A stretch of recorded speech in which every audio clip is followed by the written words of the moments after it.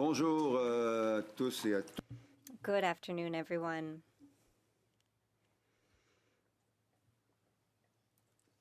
Allow me to call this meeting to order. And I will introduce you to our witnesses here in the room and our two virtual witnesses at this 34th meeting of the House of Commons Standing Committee on Public Safety and National Security. We are meeting, as you know, as part of our study on the role of the Canada Border Services Agency in the H2I Highway Corridor and port clearance practices. So we would like to welcome our three witnesses for this first hour. Beginning with those here in person, we have Mr. Serge Auclair, Vice President of Commercial and External Relations at the St. Lawrence Seaway Management Corporation. Welcome, Mr. Auclair.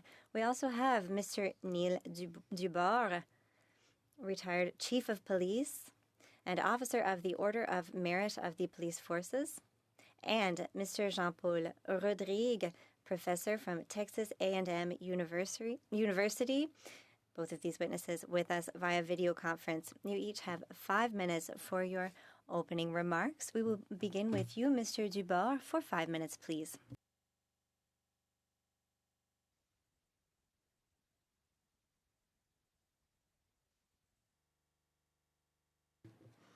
Nous ne vous entendons pas, monsieur. We don't hear you, Mr. Dubord. Do you hear us? Et alors, il faut, He is on mute. So you are on mute. So, I think we'll now be hearing from you. Great, thank you. Honorable Senators, members of the committee, and fellow Canadians, I've spent 37 years in public safety leadership. As I reflect on the legacy I and we are leaving behind to the next generation, the legacy that we're handing down is a sovereign nation that is unwittingly surrendering its economic gateways to transnational organized crime. Our national port system handles roughly 6.1 million shipping containers a year. It's a brilliant logistical engine, but it has been weaponized. Let me paint a picture of what is flowing through these arteries. Inbound, we are facing an epidemic of grief. We recently saw border officers intercept 6,330 kilograms of methamphetamine hidden in canola oil jugs. That's about $1.5 billion of misery destined for overseas markets. We're not just consuming drugs anymore. We're now manufacturing and exporting them. Meanwhile, the precursor chemicals for fentanyl flow into our ports, fueling a crisis that has claimed over 50,000 Canadian lives since 2016. The victims are not just statistics. They are infants born into the agony of withdrawal, their tiny bodies shaking in hospital beds because the chemicals destroying our communities passed unchecked through our federally unregulated or regulated docks. Outbound, we're bleeding private property and subsidizing gang violence. Last year, 57,000 vehicles were stolen across Canada. Border agents intercept less than 3% of them. We expect that of the 57,000 vehicles, somewhere in the area of 60% of them are sent overseas. Consider a tourist who parked his Honda on a residential street in Montreal. It vanished overnight. 3 weeks later, police found it being loaded into a shipping container at a local warehouse. The criminals packed it behind stacks of old mattresses. They loaded it onto a cargo ship at the Port of Montreal bound for the Democratic Republic of Congo. They literally hid a family vehicle behind garbage and shipped it across the Atlantic Ocean with complete impunity. And they are using our children to do it. Cartels are recruiting kids as young as 15 to steal these cars. We've heard explicit police testimony that these young recruits are tortured if they fail. The profits from these stolen cars then buy the illegal firearms that are terrorizing our streets. We cannot blame the dedicated officers of the Canadian Border Service Agency or the RCMP. They are trapped in a system designed for mathematical failure. The sheer velocity of global trade means they can physically inspect only 1 or 2% of the outbound containers. Worse still is the insider threat. In Greater Vancouver alone, 30,000 people hold access cards to the ports, but only a fraction require federal security clearances. Fully patched members of outlaw motorcycle gangs are walking through the gates, operating the cranes, and managing digital manifests. A physical fence is entirely useless when organized crime holds the key to the front gate. We must act, and we must act today. I submit 4 actionable, innovative recommendations to reclaim our borders. First, we must deploy a permanent integrated task force. We need to eliminate jurisdictional silos and adopt a multi-jurisdictional policing model. We need a highly visible uniform presence on the docks backed by elite plainclothes investigators who can track a cartel from a local rail yard straight to the ocean. Secondly, we must embrace private sector augmentation. We must empower trusted private companies to use advanced screening technologies and analytics to pre-screen cargo. The government must retain all authority to arrest and seize, but we desperately need the private sector to act as a force multiplier to identify these threats. We need their innovation to turn the odds in our favor. Third, we must mandate universally security clearances for all our port workers. If you work on a Canadian dock, you must be thoroughly vetted. We must mirror the rigorous credentials used by the United States to purge gang members from our logistical network. Fourth and finally, we must fund this defense sustainability through a $5 SECU levy. Applying a tiny $5 fee to each and every container is economically invisible. It's less than 1/50th of 1% of an average cargo value. Yet applied across our entire shipping volume, it will generate $30 million annually. This money must be strictly protected by legislation to fully fund our integrated police forces and our new technology. The absence of visible deterrence is an open invitation. We have the data, we have the blueprint, we have the funding mechanism. It's time to secure the sovereign gateway of this great nation and leave the legacy of safety and strength. Thank you. Thank you, Mr. Dubois. Now let's turn to Monsieur Jean-Paul Rodrigue par vidéoconférence pour 5 minutes, s'il vous plaît. By video conference for 5 minutes, please. So I'm going to talk about, I would say, a view from way south of the border, from the United States. Actually, I was born in Montreal. I've been a Canadian living in the United States for about 28 years or so. And I've been dealing with issues of container shipping, international trade, and logistics. So what I am proposing to do for the next few minutes is to tell you about, I would say, what I am aware of, the cross-border mechanism for container transportation, and also the current predicament of the stagnation of the Canadian container port system on the East Coast. I would say the figures do not look very, very good.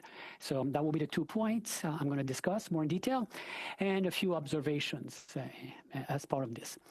So first of all, we can talk about what's been working very well, and many of you are very keenly aware of that, is the pre-clearance system, the custom pre-clearance system that's been in, I would say, for air transportation with the United States for quite a long period of time. It's effective. It's one of the most, I would say, comprehensive in the world. Millions of travelers are using it each year. However, the pre-clearance system is based upon a few preconditions, which involve, first of all, for airports, of course, designing an area which is in a form of extraterritoriality over which U.S. Customs and Border Protection has a form of jurisdiction in terms of admission. So that's the first aspect. When this takes place, obviously, it allows Canadians to travel quite effectively with multiple airports with the United States. So this is very, very well known. However, what is a little bit less well known is this agreement was expanded recently and then also involved cargo. But it's not being used at this point in time. As far as I can tell, there's been a few pilot studies involving Prince Rupert, Montreal. But I would say the mechanisms are in place to allow a more effective movement of containers across the Canadian-U.S. border. So that's fair enough. That's good. However, when I look at the East Coast, or you could say the St. Lawrence system, all the way to Halifax system, I noticed quite a few challenges. The first one, which I would say is strategically of worrying, is the fact that, based upon my investigation, the most dynamic ports in North America require a draft of at least 45 feet. When you look at the threshold of 45 feet, you start to have significant level of container activities. And unfortunately, on the St. Lawrence, Montreal is well below that. Not that much, but below that threshold. So it creates, I would say, a challenge. There's, I would say, constraint in terms of potential to use Canada on the East Coast as a gateway to access the United States with cross-border arrangements. So there might be reluctance to invest in a system because of that. The second point is a complete divergence of the growth dynamics between Canada and the United States for the last 15 years or so, I can say. Growth rates in Canada are about 18% for a period of, I would say, 10 years or so. The United States are well above double. So there's been a divergence taking place between the dynamics of U.S. container port system and the Canadian one. And when this happens, the market share of Canadian port gets gradually eroded to access the United States. And all the ports on the East Coast, including Montreal, Halifax in particular, are declining in terms of their peak. Montreal peak in 2019 have not recovered since then. There's actually, as far as I can see, virtually no growth observed on the eastern seaboard. So that creates, I would say, a little bit of a conundrum. But still, as far as I can calculate, about, again, this is subject to a lot of revision because this share is declining, but something like 18, 19% of the containers handled by Canadian ports are bound to the United States, approximately. And of course, it varies substantially. Prince Rupert is a very important gateway because there's a direct corridor to Chicago, so it's around 65% of the volume, which is about American imports, but the rest is declining, has been gradually declining for a variety of reasons. So, as a conclusion, what we call cleared once, accepted twice, that is, once a container has cleared Canadian customs and may be allowed to enter the United States without a second inspection, is based up, will require quite a few challenges, obviously. The first one is, as I mentioned, Canadian growth on the East Coast, as far as containerized traffic is concerned, is stagnant. So there's not that much of an incentive to look it up. The second one is the pre-clearance system we have in place underline that you need customized facilities with personnel that are there to inspect. So which means that for the container ports in Canada on the East Coast, you will need technically a custom bounded area, which will be effectively a foreign trade zone over which the United States will be able to exert a form of authority, or at least a right of inspection. And again, we have a precursor to that, which is the system we have with the air transportation. So it will be an adaptation. Otherwise, I don't think this will be very, very effective, to say the least. Also, the geopolitics are not very good in terms of U.S.-Canadian relationships. Sorry to interrupt, okay, Mr. Rodrigue. That's fair enough. We'll obviously be fortunate to hear you more in a couple of minutes. But before we do that, let me turn to Monsieur Auclair pour 5 minutes, s'il vous plaît. For 5 minutes, please. Good afternoon. Bonjour à tous. Good afternoon, everyone. I am the Vice President, Commercial and External Relations for the St. Lawrence Seaway Management Corporation, a not-for-profit corporation under a long-term agreement with the Government of Canada to operate and maintain the Canadian assets of the Seaway, a system of locks and canals between Montreal and Lake Erie. There are 13 Canadian and 2 U.S. locks. In 2025, 37 million tons of goods passed through the Seaway to domestic and international market. Key commodities include grain, sugar, fertilizer, iron ore, steel, aluminum, road salt, and liquid bulk. La voie maritime Saint-Laurent a la cap. The St. Lawrence Seaway has the capacity to immediately double its volume, since it is currently operating at only 50% capacity. Container shipping is a viable option, since almost exclusively bulk cargo currently moves through the Seaway. We view the Port of Montreal's Contrecoeur project favorably. However, this project is designed for ocean shipping and not for short sea shipping. Providing options to the maritime industry, particularly through short sea shipping via ports such as those in Quebec City, Hamilton, Valleyfield, and Thunder Bay, would in turn offer more options for shippers.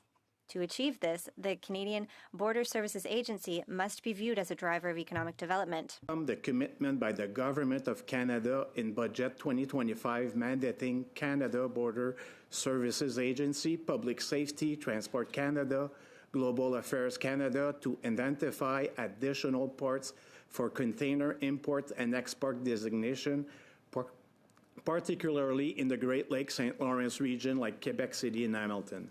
Moving containerized goods on the water through the seaway can help ease congestion on busy highway and rail network across Quebec, Ontario, and the rest of Canada. One Seaway Max vessel carries the equivalent of 300 rail cars and close to 1,000 trucks. The Seaway is part of a larger binational H2O highway network, which include Great Lakes and St. Lawrence ports. Altogether, the system generates $66 billion in economic activity by moving 252 million tons of cargo worth $157 billion. It supports more than 350,000 jobs and creates $23 billion in wages. Another recent study commissioned by the Chamber of Marine Commerce shows the enabling containerized traffic at Great Lakes and St. Lawrence ports could bring significant economic and environmental benefits while improving supply chain efficiency and resiliency, diversifying trade, and reducing infrastructure costs. Mayors from the Great Lakes St. Lawrence City Initiative have also publicly called for the removal of barriers to trade and for the extension of CBSA container clearing capacity in inland port. Currently, there are Great Lakes ports on the U.S. side of the network that already have or soon will have container clearing capacity. The Port of Cleveland, the Port of Duluth Superior, the Port of Monroe, and the Port of Indiana Burns Harbor. Le Canada peut bénéficier de telles infrastructures facilitées. Canada can benefit from such trade-facilitating infrastructure and the support of the Border Services Agency to move more high-value containerized goods through its vast corridor. St. Lawrence Seaway is one of the original nation-building projects. We have a deep history and a future filled with possibilities. By increasing winter resiliency, expanding container and energy movement, the St. Lawrence Seaway will bring added value to the economy of Canada. Thank you for your attention. Merci. Merci beaucoup, Monsieur Auclair. Thank you very much, Mr. Auclair. This leads us now to move on to members' questions, beginning with Mr. Caputo for 6 minutes, please. Thank you, Monsieur le Président. Bienvenue. Thank you, Mr. Chair. Thank you very much for being here. Found all of your comments interesting. I do want to focus, to begin with, on Dr. Dubois. Dr. Dubois, I found your comments particularly interesting because I was thinking about the role of organized crime in our ports before you actually started speaking. I've spent most of my adult life in the justice system. I think this is something that is widely known among law enforcement circles, but is not widely discussed. Can you please elaborate on that? I mean, you talked about members of outlaw motorcycle gangs wearing patches on one day and then literally working in our ports of entry. Can you elaborate on that, please? Absolutely. Certainly, I appreciate your comments. And my experience comes from working as the chief of police in Delta for 9.5 years, and of course, having the larger container port in Canada being at the Delta port. So that's where my experience mainly comes from, and firsthand intelligence and both practical experience from there. We know very well that the outlaw motorcycle gangs are heavily involved in the port system and the ports union as well. We know that they have all kinds of roles right up to, senior managers' roles throughout the ports. Unfortunately, our system varies quite differently than that we see south of the border, where the security clearances of people entering our ports is not maintained. So we have less than 20% of the people working in our ports having a security clearance. Well, that's a mandatory requirement for most in the United States. So there's people with criminal records, there's people with all kinds of criminal activities and associations that are working in our ports and doing their job. And as I mentioned, the exterior perimeter fence is existing, but unfortunately they're already inside the fence, so it becomes that much more difficult. We also are aware of transnational organized crime being heavily involved in, from my experience, the fentanyl trade in the port of Vancouver and the Delta port specifically. We know that there's clear ships that come from mainly South America and Mexico directly into the port that deliver all kinds of different materials and contraband, and then that we not only become an importer but an exporter of that once it's manufactured and then sent out to other countries. See, what I find most interesting about this is it's not like a secret. You know, you're the chief of Delta. I used to work in British Columbia, so I'm very familiar with that jurisdiction. And this is all very well known.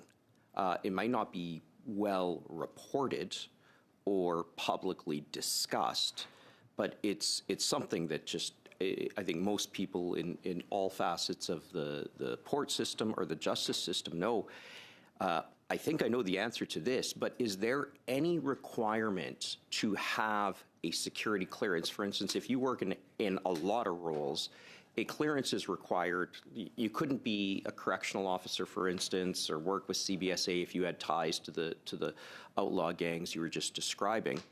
I'm mindful that they're government, but this isn't government, but its access is the key. And we often mandate requirements for people who have access to infrastructure wherein criminality can flourish literally right under our noses. Do you know of any requirement for people, despite having such access, to not be involved in overt criminal behavior? Mr. Caputo, no, there is no requirement. I mean, this is just, I don't mean to pontificate. If you know people are engaged in crime and you're allowing them into a place where crime flourishes, what do we expect? You all can weigh in on that. I know it's a rhetorical question, but I would imagine this is quite frustrating to law enforcement. When you look at airports or other major infrastructure, you can see the level of security required by employees there. You even just think about pilots who have to be able to, go through airports all the time. They require significant security clearance. It's unfortunate the port isn't viewed the same manner. Yes, I would agree wholeheartedly. I know my time is just about up here, but we do have bills that come through here. To me, this is a very nonpartisan issue. I'm not sure if it could be tackled by way of a private member's bill. I have one that's being debated on Monday already. I apologize. But I encourage my government colleagues and everybody here to listen very clearly to this. 1% of containers are being checked at the ports. I was at Delta Port, and it was a mechanism of, we do risk-based intervention is the way I would put it, but anybody with any idea of how things work knows exactly what the risk factors are. If you hang out there for 3 months, you know those risk factors. So it's just not working. I think we need more random searches. I don't know if we have time, but any of you can comment on that, please.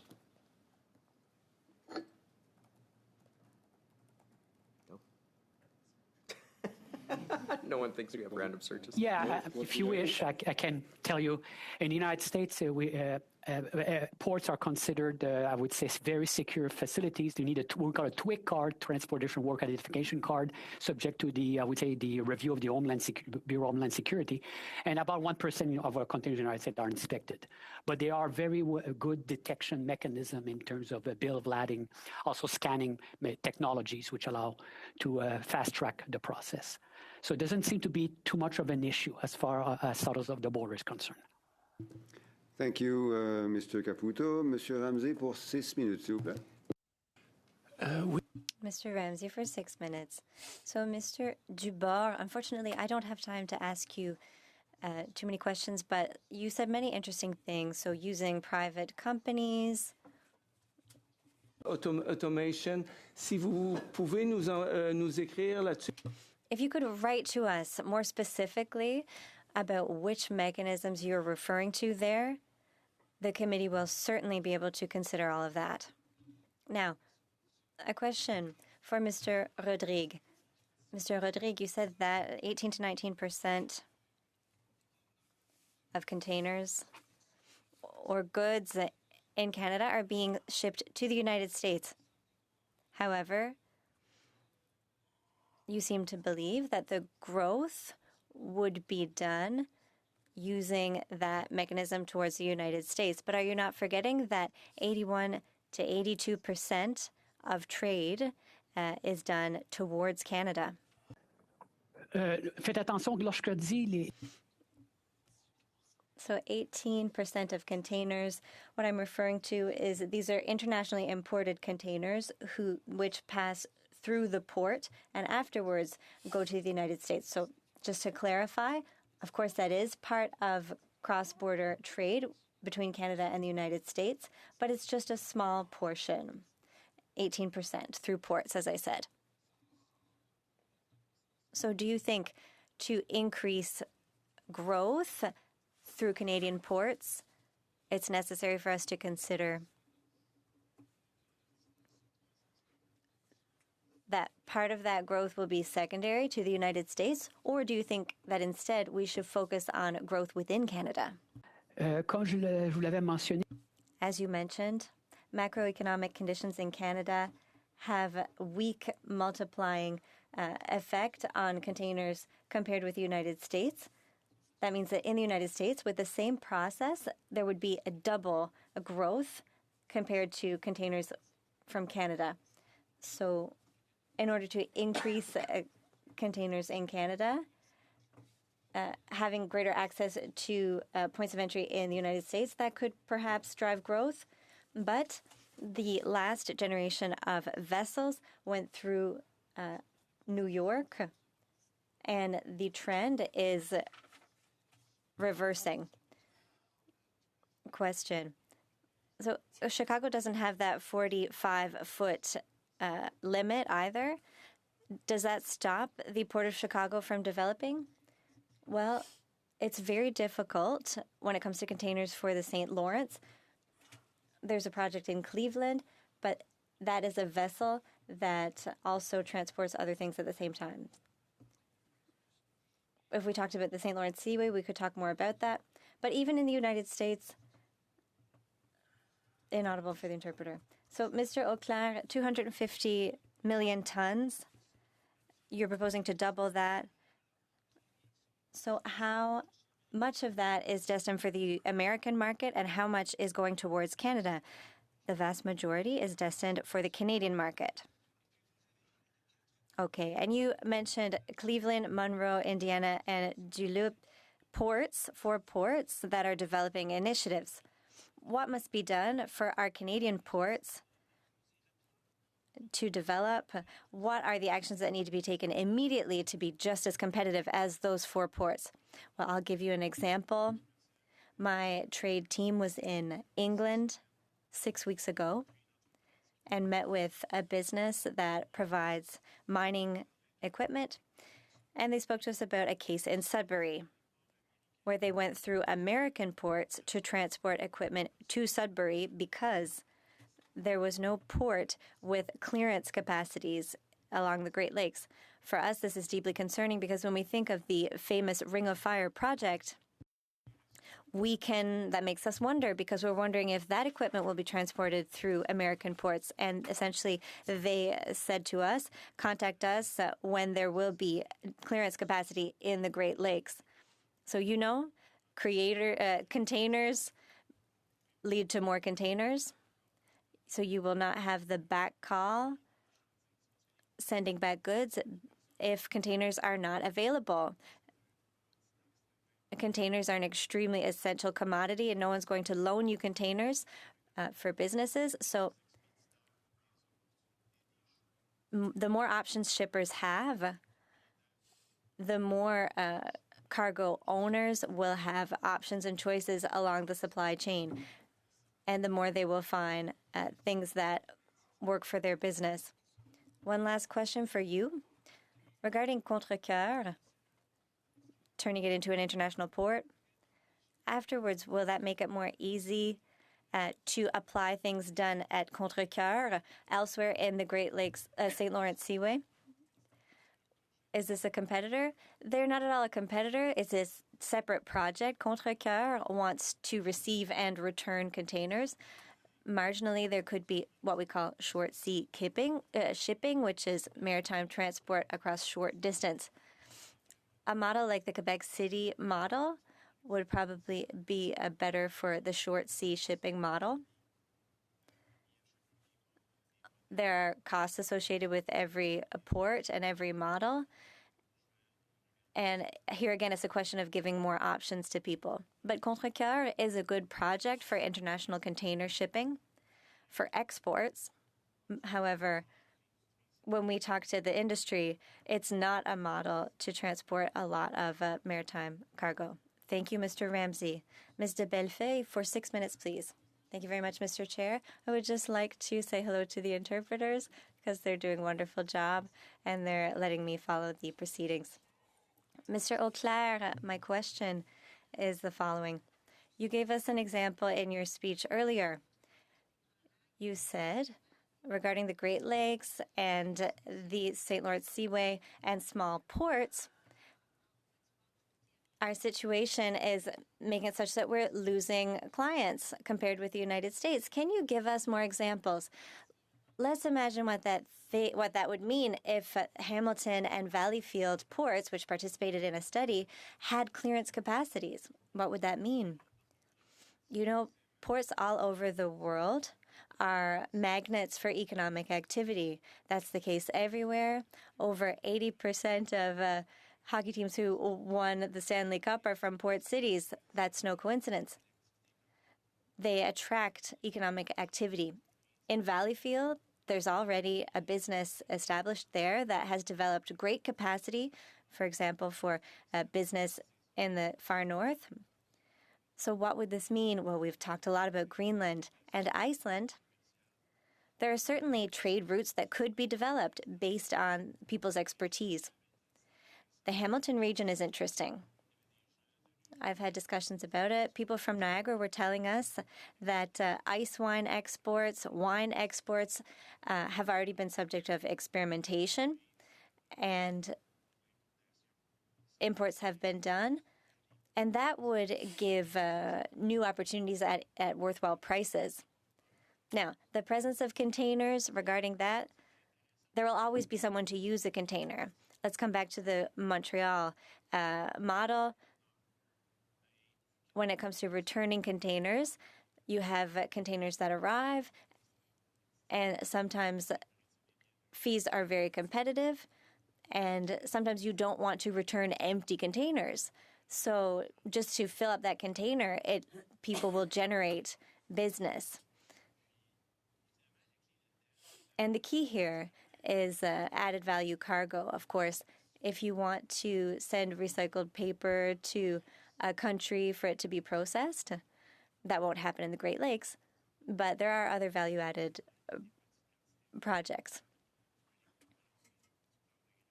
So Ontario grain producers would be delighted to be able to containerize their grains. They're very high-quality grains that are value-added products. Of course, we always start with a small volume. So I'm not an expert, I'm learning, but I've understood that what the clients are looking for is to get their goods shipped at the lowest price possible and to have the least handling possible, so the fewest stops possible. And again, I'm not an expert, but increasingly, ships have mixed bulk cargo. So they have containers, and not necessarily a high number of containers, but they are forced to make a stop in the Port of Montreal for 15 of their containers. Those 15 are emptied. They're put onto trucks. The trucks are put on the road. And sometimes they come to Valleyfield, which has unloading capacity.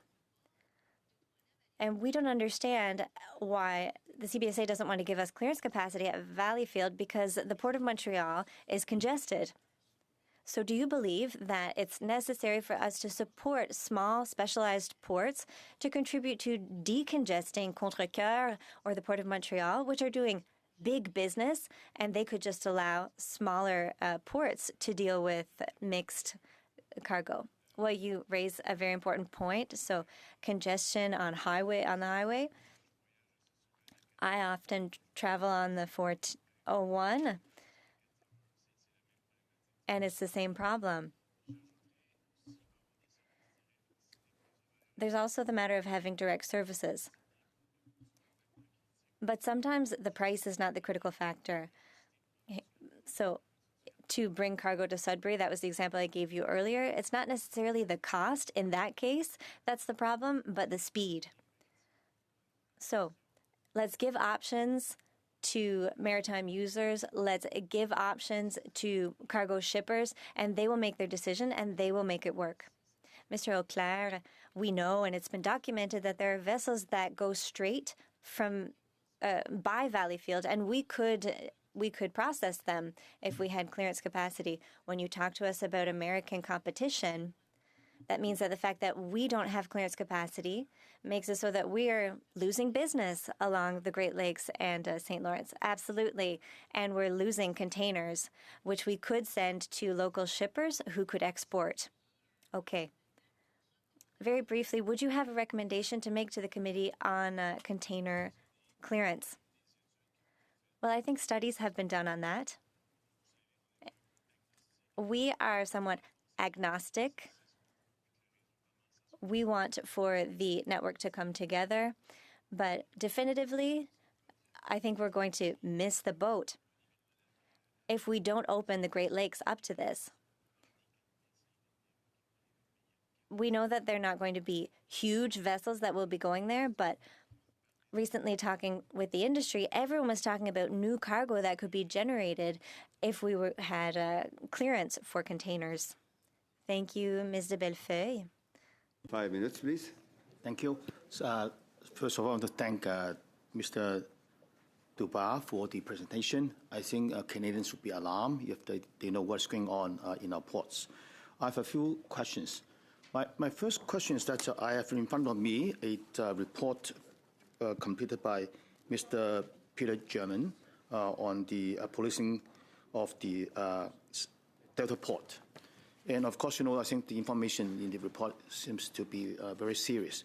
So my first question is, so based on your experience, do you think there's been any improvement since this report was completed in 2023? No, so I was a party to that report as well. So that report was, I guess, fashioned by the mayor of Delta at that particular time. And there has been no improvement that I was aware of. I left Delta as the police chief there in November of 2024. And during that course of the year, I did not see any improvement. And I'm currently in contact with the chief often in Delta currently, and he has not seen any improvement there. And my follow-up question is, has it actually get worse? From what we see, I don't think it's gotten any worse. I think there has been some attention paid to it. There was some media that was brought to that particular report, and it was brought to the public's attention. So, but I don't think I've seen it get worse either. So I think it's been, fairly steady. And we must remember that we only know what we know as well. So it's always what we don't know that scares us a little bit more. Exactly. And my follow-up question is, now this is not something new, right? We know that this has been going on for many years. And so my question is, why is that the situation? How come there's no change or, improvement in all these years? So is it because of purely the lack of resources? Or is it a compromise of efficiency over security? Or is actually a lack of political will? Yes, I think it's all three, but just a little bit of the history that the report will document is obviously in 1968, the Port Police was created, or a fashion of the Port Police. It was changed to the Port Police name in 1983. And then in 1998, it was, of course, disbanded. When it was disbanded, it became very disjointed. And I don't think we've ever had the will or the funding or the collective resources within all the organizations to be able to come together with a strong integrated team. One of the things we mention in the report is that the Combined Special Forces Enforcement Unit in British Columbia is an integrated team that works with both municipal, federal, and provincial resources that comes together and does a tremendous job on the extortions that are happening in British Columbia, as well as the gang activity. It's that kind of model that is necessary for the ports. To depend solely on CBSA, who is not an investigative agency, or to be able to depend solely on the RCMP, which has many priorities and many vacancies across Canada, it becomes very difficult. There is a role for both municipal and provincially for police officers to be involved. That this is the situation. It has been going on for some time. So is there any way that we can estimate the social cost that we are paying as a community for this kind of situation, in terms of the economic loss or the cost of crime and, other kind of social costs that we are paying because of this failure? Yes, I've never seen a report that actually looks to the evidence of that, but I can tell you one thing that I was tremendously surprised at. I always thought we were a major importer of contraband, but I was surprised to see that we're a major exporter of it as well. That caught me by surprise when we did the report. And I've been working in policing, as it mentioned, 37 years, but I didn't recognize Canada we were producing or taking these chemicals, these precursors in, producing the pills, and then actually shipping them out to other people. And that was a major part of the contraband that was leaving the ports as well. My other question is that now we are talking about the West Coast. So are you aware of there's a difference between the East Coast and the West Coast in terms of the inspection infrastructure, staffing models, and the integration with law enforcement? So is there a difference between East and West? There has been some projects that have been put forward on the East Coast in relation to the stolen autos. As we know, there was a high number of stolen autos being shipped out of the Port of Montreal across overseas. And I know that there were several projects that came forward, both with, joint resources that were quite successful in doing that. I think the ability is whether those projects can be sustained or whether they're a push to some sort of media kind of story that came out. And we would hope that we can get some sort of sustained enforcement in that particular area around the stolen autos, because we do believe that as many as 60% of the stolen autos are being shipped overseas. Thank you, MP. I'm sorry to have to turn to MP Sassy for 5 minutes, please. Thank you, Mr. Chair. Thank you also to our witnesses who've been very, very good. If I could start off with Mr. Dubois, I have to say what I did hear from our colleagues opposite was quite sobering.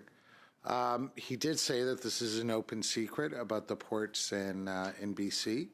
How long would you say this has been going on for?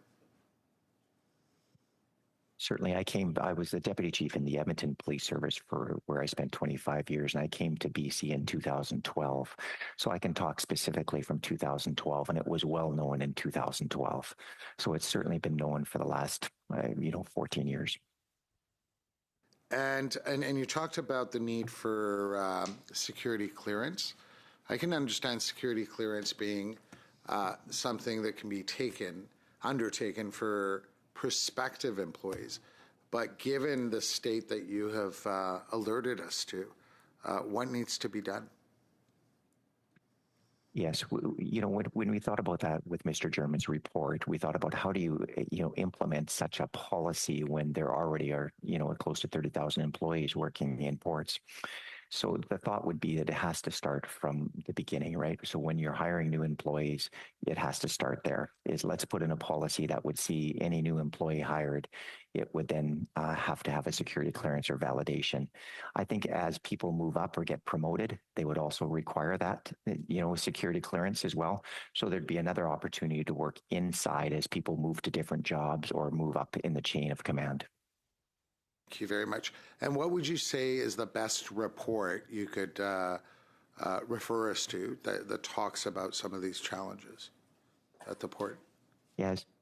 Very interesting. There, when we did the research, the lit review on the particular report that you have in front of you now, we didn't see a tremendous amount of information. There was a report back in 2001 that came forward in relation to the dismemberment of the port police in 1998 that we referred to that had some information, but we didn't find any other significant reports that were done, sir.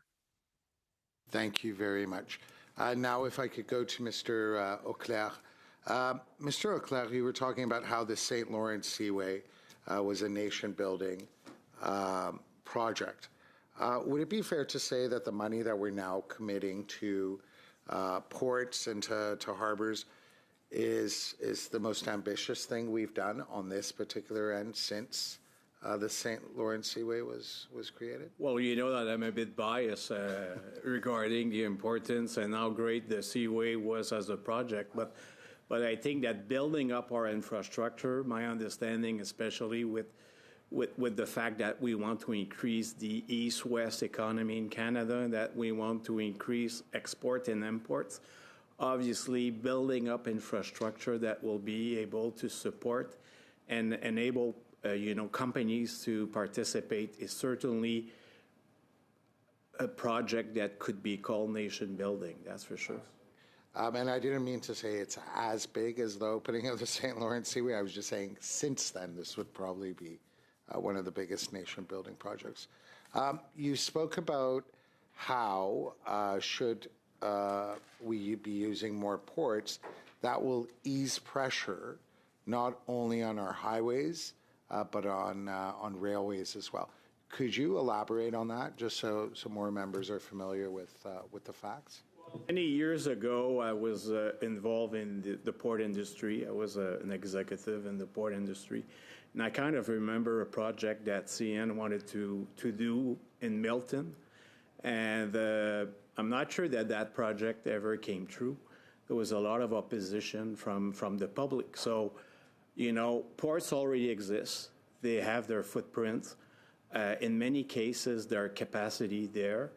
And wouldn't make sense to use that footprint to bring by ships containers or other cargoes directly to ports. And in that situation, you don't have to increase the footprint of certain of these rails yard, And again, it's nothing. It's society has changed. I remember 40 years ago when I was much younger, people didn't care much about things happening in their neighborhood. But now, getting social acceptability is a huge issue. So before throwing up, on the table new projects and trying to do, can we optimize the assets that we have and try to see how we can use some things that already have social acceptability. So Milton is probably, to me, the poster child of what it can do in terms of rail, where you can use these yards for product that you have no choice than to move by train. Sorry, Mr. Sassi. Let me turn to Madame de Bellefeuille pour 2 minutes et demie. For 2.5 minutes, please. Thank you, Mr. Chair. Mr. Auclair, let's continue. You know very well the region that I represent, so the Port of Valleyfield. There's a Glencore that deals with minerals. We're near General Dynamics, which received many federal contracts to participate in the military effort. So we are a region where economic development is very present. Could you tell us, in your opinion, because we estimate that it would be a low cost to allow the Port of Valleyfield to participate in this development. And we talk about how it's specialized for Nordic transport as well. So can you tell me, how can you explain this resistance on the part of the CBSA to give port clearance capacity to Valleyfield? Do you think that it is in the interest of the St. Lawrence Seaway for the government to resist making use of small specialized ports? I think that in some cases, information might be missing or data might be missing on the matter. I can give you an example. You know the case of Côte Sainte-Catherine very well. There are private businesses who set up shop there, and there's a great volume of cargo generated in that sector. So I'll take an example. So road salt, there wasn't very much of road salt, and there was a need for it. So Côte-Sainte-Catherine is an example that we don't look at, where we know that it's perhaps not as visible. When it comes to a Valleyfield, it has a glorious industrial past. If I look at processing there, so there are major businesses.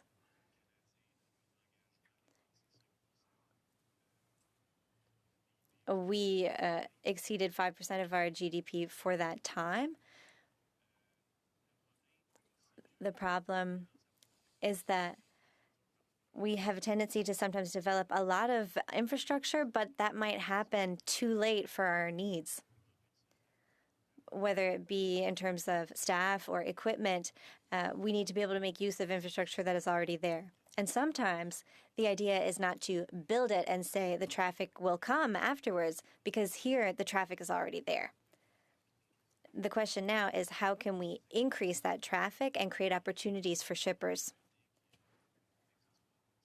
And a one-size-fits-all model doesn't necessarily exist. In Europe, they have their way of doing things. Merci, Madame de Thank you, Ms. de Bellefeuille. 2.5 minutes always goes by too quick. Mr. Lloyd for 5 minutes. Thank you, Mr. Chair, and thank you to all the witnesses, both virtually and in person. Dr. Dubord, a pleasure to have you again here. I was wondering, we'd had a previous committee study where a witness talked about the non-resident importer program being used to bring in precursor chemicals. As you know, Delta Chief of Police, did you have any experience with that program, and do you have any comment? A short comment on that. We didn't have direct involvement with it, but we were aware of the program that was going on, and it was seen to see some success in relation to what CBSA was doing along with the RCMP. Non-resident importer program? I'm sorry, it was a half cut off there. Please go again. The non-resident importer program? Like, my understanding is that it allows people a streamlined basis to bring in goods into Canada. Do you have any experience with that program and any thoughts on that? I do not. Sorry, I couldn't comment on that. Thank you. Thank you. We had witnesses from Transport Canada here at our last meeting, and they were talking about how since the port policing program has been removed, there's been a streamlining of accountability. I believe those were their words. Did you have any comments about those statements from Transport Canada? Do you think that the ports have become more accountable since the ports policing program has ended? I think the policing program provides a number of different things beyond just the enforcement that it does. The visual presence of uniformed police officers within the port has always been something that, you know, we supported during the recommendations of the Peter German report, and we support now. That is something that we haven't been able to see, and I think the unions certainly disagree with fully, and the port operators disagree with fully as well, because there's an immediate slowdown. I can tell you our experience when police officers, uniformed police officers, were going to the Delta port in specifics and dealing with whatever the incident was, because we would deal with the 911 calls that would come from there. The ports would typically shut down during that time, and they wouldn't operate during that time because the police were on site. So there needs to be two investigative arms to a good enforcement program. The first one is the intelligence arm. Obviously, the CBSA works very hard at that, doing risk assessments, and that's the accountability, I believe, that Transport Canada will be talking about. But the second piece is the uniform presence.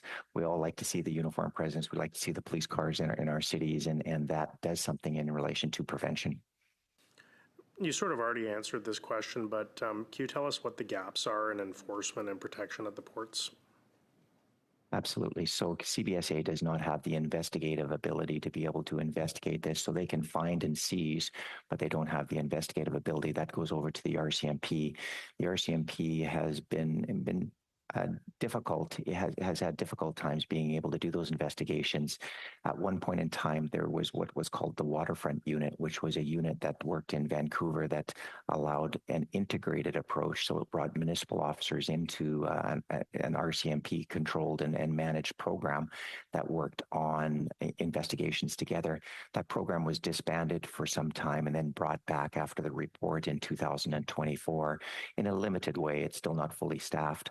So the ability for the RCMP to fully investigate all the number of instances that are out there is impossible. I can tell you a specific example that happened with me as I had the DEA from the USA come into my office and say, can you help us with this investigation? We know what's happening. We know when it's going to happen. We want some assistance, and we can't seem to be able to rally up enough resources from the RCMP to be able to get it done. But with federal jurisdiction, unfortunately, the Delta Police weren't able to assist on that particular file. Well, that's very concerning. I'm going to move on to Professor Rodriguez. You talked about the stagnation of shipping numbers out of our East Coast ports in particular. There's been a lot of talk lately about reviving the Port of Churchill, and I'm certainly very open to this project, but I want to make sure that there's a strong business case, especially if the federal government's getting involved. Do you have any thoughts about revitalizing the Port of Churchill and how that could impact the greater port infrastructure in Canada? I was asked that question quite a few times recently, actually. I appeared actually on BBC yesterday about that. There's a business case for Churchill is very difficult to find because of the, I would say, the accessibility to the major shipping lines. You need the Arctic shipping certified ships to go there. So, and again, what can be moved? It used to be grain, but obviously it's not the case anymore.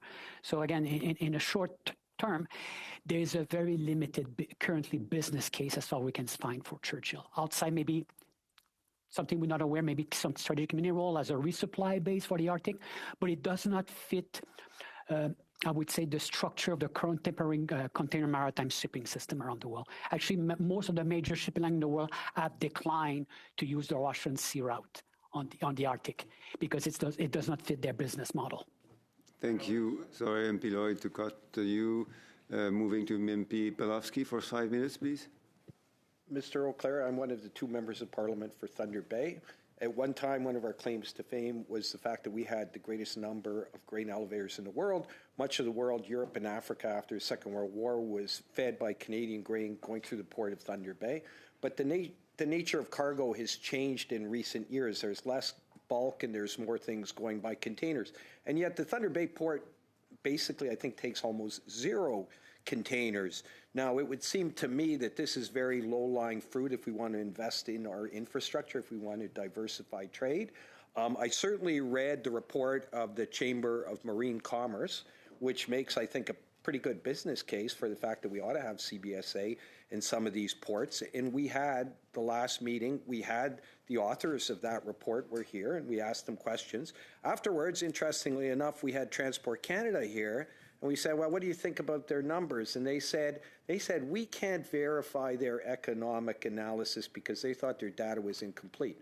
However, having talked to the people who did the study, Transport Canada didn't ask them to provide further data. Transport Canada did not indicate that they were going to do their own economic analysis. You working with the Seaway are far more intimately involved with this than I am. Where is Transport Canada going with this? I mean, I can't figure it out. And maybe, hopefully, they are going somewhere with it. But if what they want is the business case to put custom facilities in various ports, like how are they making that decision? They didn't seem to be accepting the Chamber of Marine Commerce's study, and they didn't seem to be doing their own. What's your impression? How are they going to decide where to put these custom facilities? On our side, what we like to do is to talk to the shippers, those who have the cargo and make decision where that cargo should go. And we like to talk to carriers, those who will carry that cargo.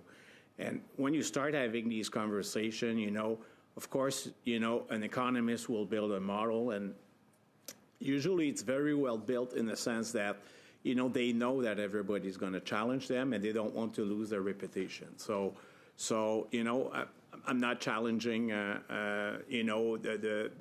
the economical model, but what I know by my conversation, and again, yesterday there was a meeting with the CMC, and there was a lot of conversation from the carriers that were talking about, the potential cargo and what the shippers are telling them, and some times ago, there were conversation about extending the navigation season at the Seaway. And the conversation was about, if we extend the season, will there be cargo? And now the conversation is more about, we're being told, there's a lot of cargo that could move, and it's not cargo that should move during the summer that's going to move in the winter if we extend the navigation season. It's new cargo that will become available. Mr. Rodrigue, how about containers in a port like Thunder Bay? You certainly seem to be advocating for bringing containers to bigger ports like Prince Rupert and then going to Chicago, which goes right through my riding as well, through Fort Francis, or bringing in really big ships with lots of containers to Halifax. But there seems to be profitability in smaller boats going directly from Europe. I think Split Off is currently shipping directly to Cleveland or Duluth, not through Canada, but they seem to find it profitable. So there would seem to be a market. There would seem to be opportunities for economic growth there. But in addition, how about transshipment? So, okay, you bring in a lot of containers to Halifax. Why not put them on a smaller boat? In my understanding, Thunder Bay could take up to 800 to 1,000 TEUs at the port. And if you brought in 3 boats a week into Thunder Bay, that's like 3,000 trucks off the Trans-Canada Highway. There's all that savings for the infrastructure. There's certainly environmental benefits, I think, in not having trucks on the road. And certainly there's safety concerns because, as somebody who drives a lot in Trans-Canada for hockey tournaments and stuff, there's a lot of transport trucks on there, which I'd like to get off there. So is there an economic model, don't you think, or I'm hoping you're going to say yes, to shipping containers through ports like Thunder Bay and other places on the Great Lakes, St. Lawrence, or smaller ports? Okay. I can cautiously say there is a niche for everything. However, there's something called supply chain management, which is based upon the principle that you need a constant flow over a long period of time.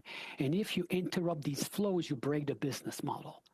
So you could run your model and say it works perfectly well when the seaway is open, but as soon as you close it, the cargo needs to go somewhere else. And when it goes somewhere else, it gets captured and does not necessarily come back. So that's otherwise we would have seen these type of services for a very long period of time. It would have taken place. But containerization left the St. Lawrence Great Lakes system, I would say 40 years ago. And it's coming back in little niches, like we mentioned with Cleveland. But that's a mixed ship. And again, I'm not too sure how good the business model because I talked with a guy at people at Port of Cleveland, and he said, it's fine, and we try to grow it, but it's not that easy. Thank you, everyone. Unfortunately, we need to finish this first hour. Fortunately, with grateful words, thanks to you, Monsieur Auclair, Monsieur Rodrigue et Monsieur Dubord, pour avoir participé ou bien en personne ou bien à distance à cette rencontre. Je pense que tous les... For having participated. I think that all of the members greatly appreciated it. On vous souhaite une bonne fin de journée. Have a great rest of your day.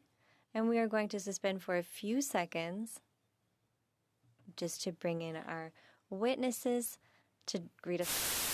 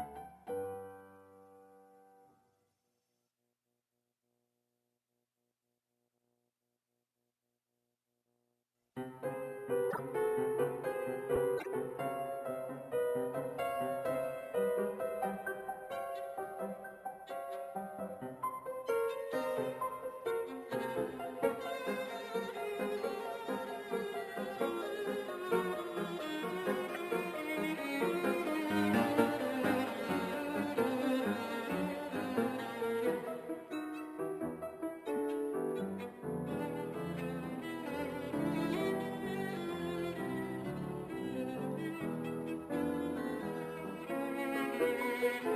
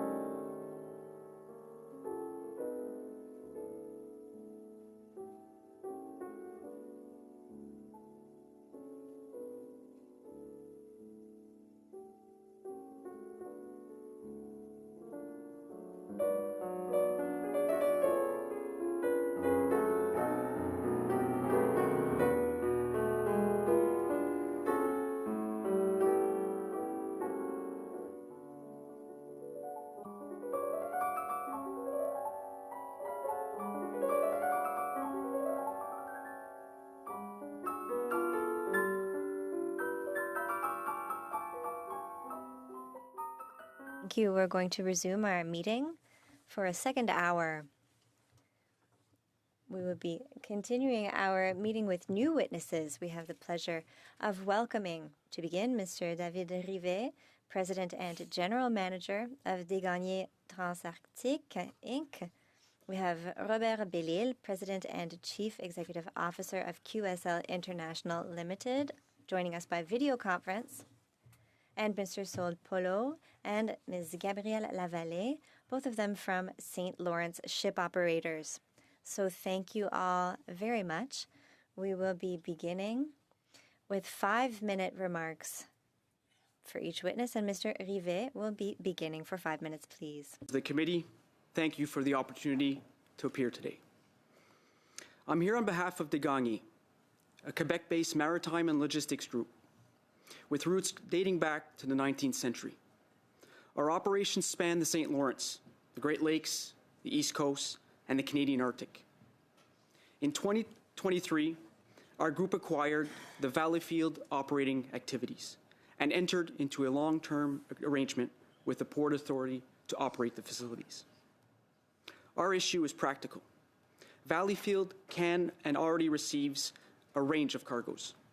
What it does not yet have is a clear, workable CBSA operating model for receiving international containers at the scale of a medium-sized port. We're not asking for a major capital project. We are asking for clarity on the compliant path forward. The independent Avisio study prepared by the Chamber of Marine Commerce notes that Valleyfield obtained a CVES designation, and since publication has also secured an SO license. In simple terms, the CVES confirms that the site meets recognized maritime cargo security requirements. The SO license authorizes the port to operate as a customs-controlled facility for goods under the CBSA oversight. In other words, Valleyfield is not starting from zero. The security and customs foundations are already in place.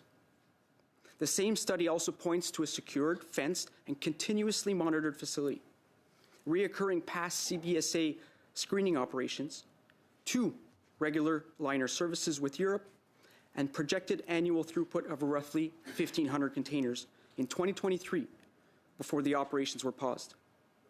It also confirms Valleyfield has a significant role in Arctic logistics. This is a real port with a real operating history.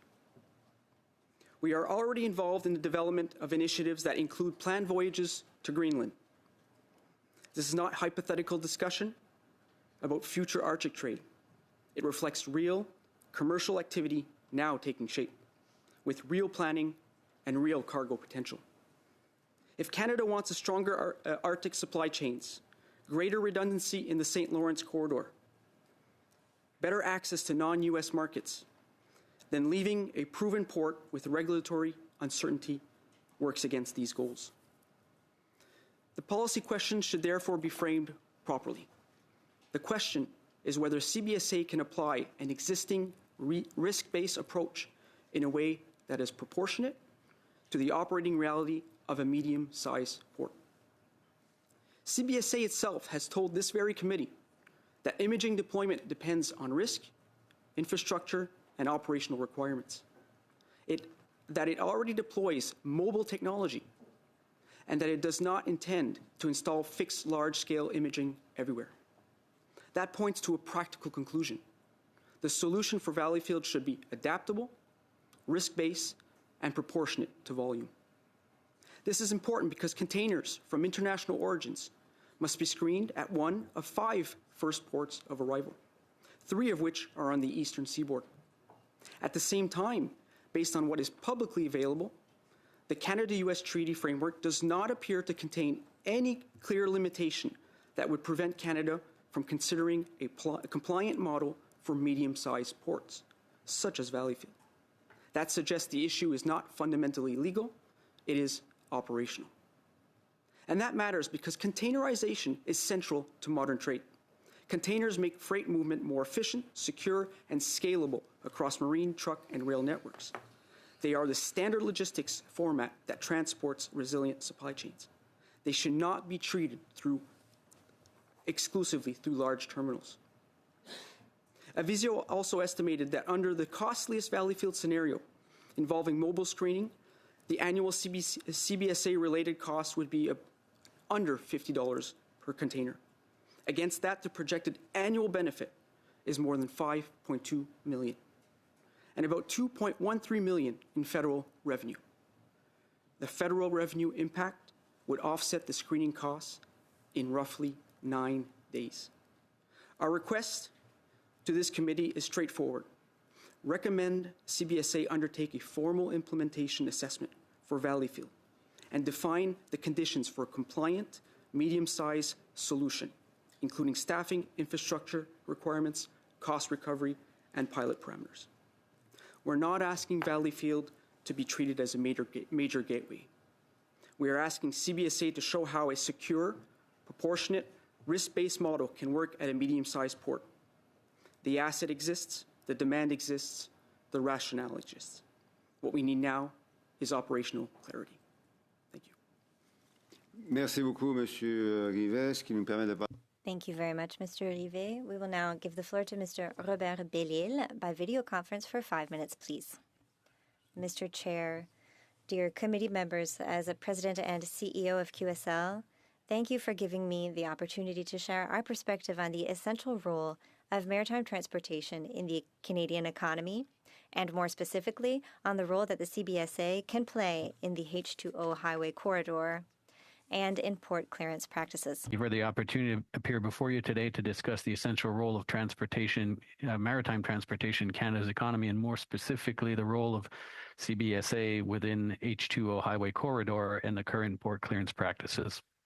QSL has over 2,000 employees and is a major maritime company based and headquartered in Quebec with over 65 terminals across North America. And in Canada, we're active in Quebec, Ontario, New Brunswick, Nova Scotia, and Newfoundland. So from this vantage point, we see real time how global economic shifts translate into both pressure and opportunities for Canada. We can clearly attest the maritime transportation is not just an element, it's a strategic pillar of our economy. Nearly 80% of Canadian goods use the method of ship at some point in their journey, while only 5% of Canada-US trade is carried by the maritime transportation. Maritime shipping accounts for roughly half of Canada's total import-export volume. These include finished goods and raw materials and critical industrial inputs, each of which are essential for the productivity, value creation, and Canada's economic sovereignty.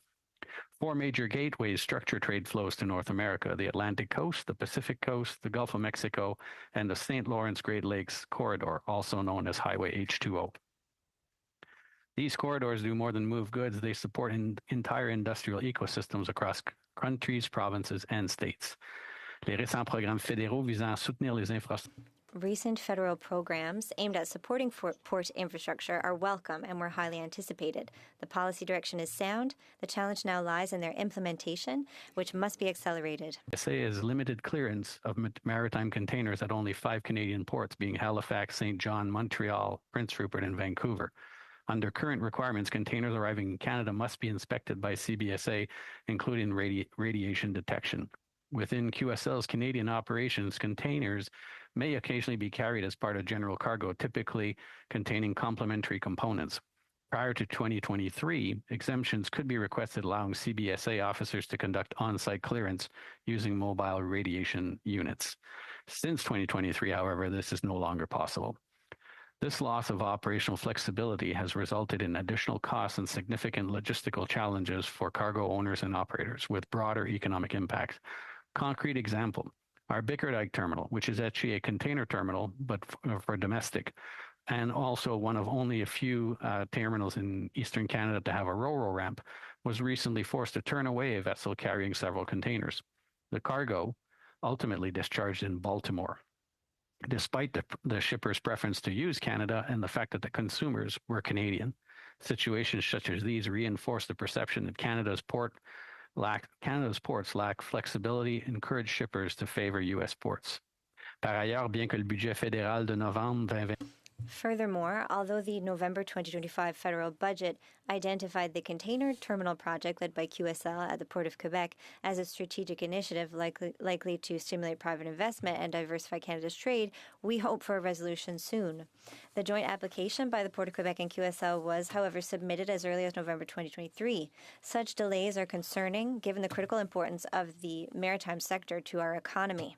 Expanding CBSA services at the Port of Quebec to support QSL's container terminal project would generate significant economic benefits and security advantages for Canada. Quebec benefits from a strategic location near key industrial and consumer markets. Clearing containers closer to their points of entry and distribution would alleviate pressure on the existing ports of entry, reduce congestion, decrease dwell times, and improve supply chain reliability. This approach would also strengthen the overall resilience of the system and boost productivity of our businesses. To remain competitive, Canada must focus federal investments on complementary strategic marine infrastructure, accelerate approval processes, and prioritize projects that generate rapid and tangible economic benefits. In conclusion, the Canada Border Services Agency has a key role to play in accelerating maritime infrastructure projects by further supporting productivity, competitiveness, and increased exports, and consequently our economic resilience. The agency can contribute directly to the country's prosperity by acting more quickly. Thank you for your attention. I'd be happy to answer your questions. Thank you very much. We will now give the floor to Mr. Polo. Thank you very much, Mr. Chair. And ladies and gentlemen of the committee, I am representing the St. Lawrence Ship Operators Association. Our association represents domestic shipping companies operating primarily in the St. Lawrence Seaway, Great Lakes, the Arctic, and as far as the Atlantic. From ship owners to ports, including terminal operators, ferries, and tugboats, the St. Lawrence Shipowners Association is the leading authority in maritime transport in Canada. To date, our members efficiently transport dry bulk, liquid bulk, and general cargo. However, a key component of our economy's resilience remains out of reach: container shipping. The St. Lawrence Seaway, this impressive system of locks connecting the Great Lakes to global markets, currently operates at less than half of its capacity because the corridor has been unable to make the shift to containerization due to the lack of service from the Canada Border Services Agency. This delay is not due to a lack of infrastructure or ships or expertise or port capacity or commercial interest. It is a structural problem. The CBSA is the only federal agency authorized to provide customs clearance services, and it systematically rejects requests from private companies and regional ports. Yet, these stakeholders are ready to invest heavily, ready to hire staff and provide the required services. This service monopoly, coupled with administrative rejection, is currently depriving Canada of an essential safety valve to reduce congestion at its major ports and cultivate the potential for diversifying its trade corridors. In its 2025 container study, Avisio clearly demonstrates that extending CBSA services to new regional ports beyond the 5, which are currently designated, is a national necessity and an economic opportunity to be seized. Canada's productivity growth is stagnating, and its ports lag behind their G7 counterparts in efficiency and performance, characterized by long vessel wait times and declining container volumes. Opening new service points would allow for the processing of over 330,000 additional containers, generating $131 million annually in added value for our economy. By delivering by ship closer to final markets, we could reduce road transport volumes. For example, between Ontario and Quebec. For example, 42% of container trucks traveling between Quebec and Ontario are empty. Please note that the new tax revenues generated by this initiative would allow the federal government to recoup the CBSA's operational costs either in a few days or a few months. The initiative would also help the government achieve its market diversification objectives. By increasing trade connections, the country's ports are forging new commercial ties abroad and unlocking new opportunities for Canadian businesses. Therefore, we propose and recommend that the Canada Border Service Agency transform its delivery model to increase agility and flexibility. The first step is to deploy mobile customs clearance units. The CBSA should establish mobile units that would be capable of providing flexible, on-demand coverage at regional ports. This would allow for effective response to demand while avoiding the construction of costly permanent infrastructure. Second, allow the transshipment of uncleared containers. This involves authorizing the transfer of containers under customs control from large ocean-going vessels to our domestic vessels, enabling goods to be transported to secondary ports for final customs clearance and thereby reducing dwell times at the country's major ports. This cooperation from the CBSA is necessary to enhance and maximize use of the short sea shipping network. We want to establish for containers what already exists for bulk cargo, that is, the transport of millions of tons of cargo with the highest energy efficiency, thereby relieving pressure on Canada's road network. To achieve the necessary critical mass, access to CBSA services in the ports of Ontario and Quebec is the essential catalyst. Mr. Chair, the maritime industry is ready. We have ships, the ports, the investors, and the expertise. Today, we ask that the CBSA become a partner in our prosperity rather than an administrative obstacle. Thank you, and I am available to answer committee members' questions. Merci, monsieur. Thank you, Mr. Polo, for that those remarks. Mr. Lloyd, you have 6 minutes, please. Mr. Chair, and thank you to all the witnesses who are here. We're here talking about, traditional ports on water. I represent kind of a landlocked area in rural Alberta, and there's been a lot of talk about inland ports. And I wanted to get some insight from any of you on how can inland ports be used to speed up trade at our regular ports? Has there been any study about that? Le président qui est adressé la question. Répondre si vous souhaitez. Parfait. Our members, our domestic ship owners, are a key to the answer that you're actually addressing, because the closer you get to the origin of the production, you reduce costs, you reduce time, and you basically unlock the potential of additional exports, because you're basically better supporting different industries to export to new markets as well. So by unlocking the services of the CBSA to inland ports, by relying on additional regional ports, you're basically also using the support of the domestic ship owners to better connect to the additional regional ports, not just in Ontario, but also in Quebec. So basically, by adding 4 additional ports with the services of the CBSA, with the support of the domestic ship owners, you can then connect them to more regional ports as well. Thank you for that. And I guess, so to summarize what you're saying is that if there's a CBSA presence at an inland port closer to the origin of the production, it can speed up production, it can speed up the clearance of goods, so that when they are shipped to the ports, it's much more efficient. Is that what you're saying? Monsieur le Président, ce que je dis, c'est... Mr. Chair, what I said is that ultimately, access to more ports where there are services and a greater use of short sea shipping would reduce transport and thereby transport costs and transport time. That would support a greater number of Canadian industries and encourage them to export more.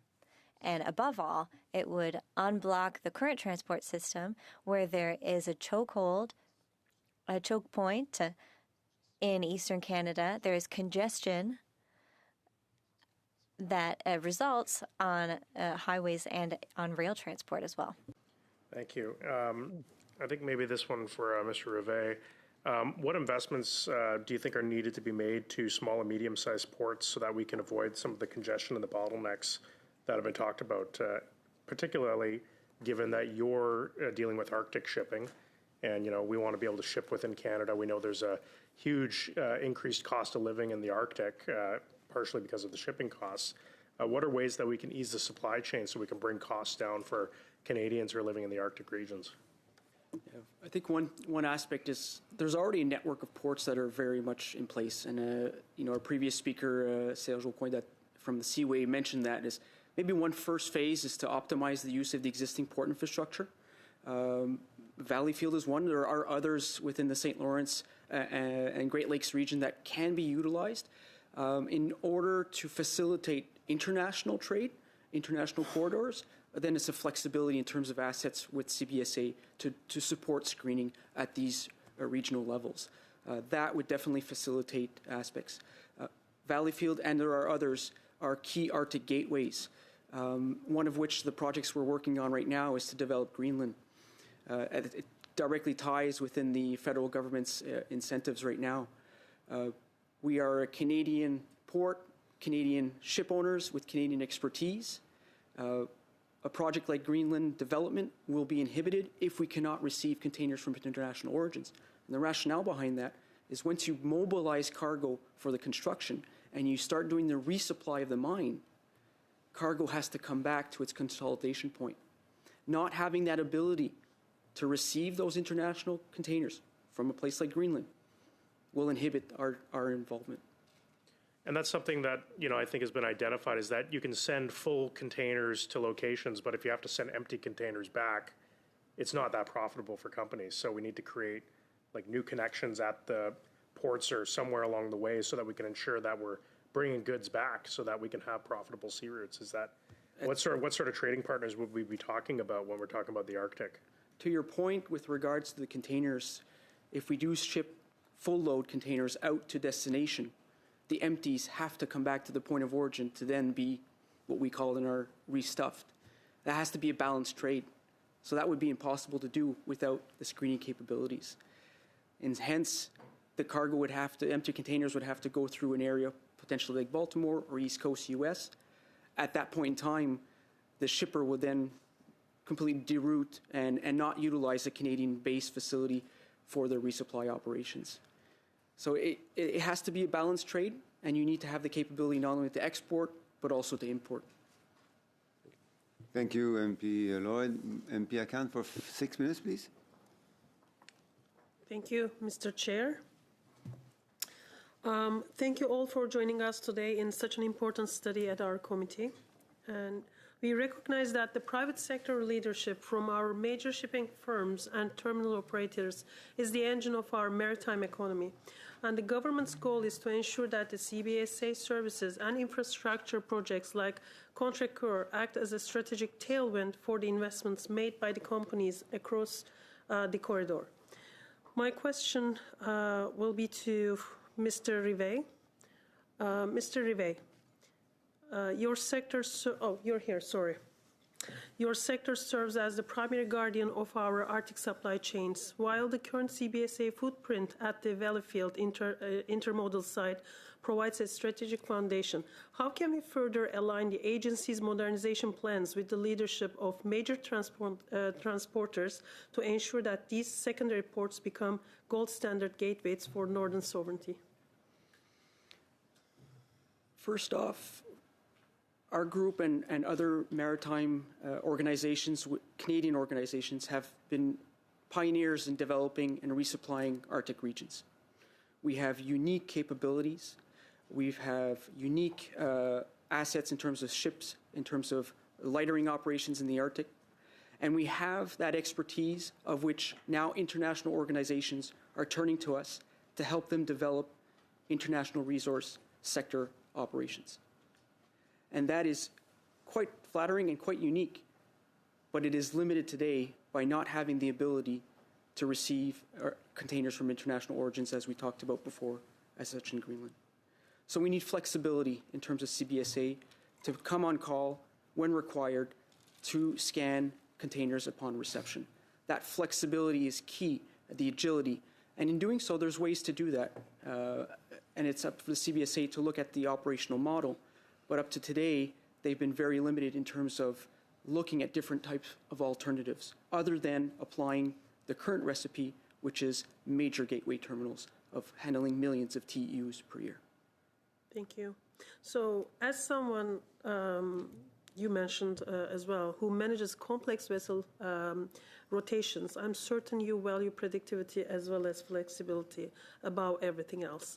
Doesn't the government's commitment to digitalizing and streamlining the CBSA's examination process present the most significant step forward in providing the operational certainty in that the leading transporters need to thrive?